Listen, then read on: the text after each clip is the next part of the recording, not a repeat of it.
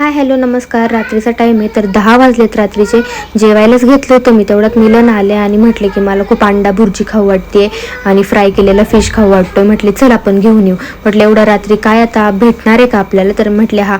तर ह्या मामांची गाडी आहे ना आमची फिक्स आहे, खूप आवडती आम्हाला इथलची अंडा भुर्जी. तर त्याच मामांच्या गाडीवरती आम्ही अंडा भुर्जी घेण्यासाठी आलेलो आहे.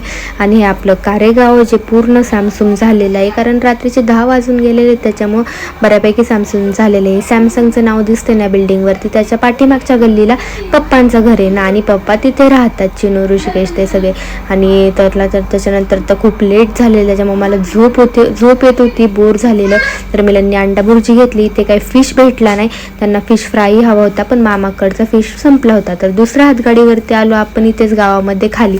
तर तिथे फिश होता, दोन फिश त्यांनी घेतले फ्राय करून. तृषा बोलली की मला पण खायचं. त्याच्यानंतर म्हटले की नको, मला आता भाकरी पण घ्यायची आहे, कारण फिश आणि भुर्जी आहे. म्हटले पाव नको, भाकरी घेतो.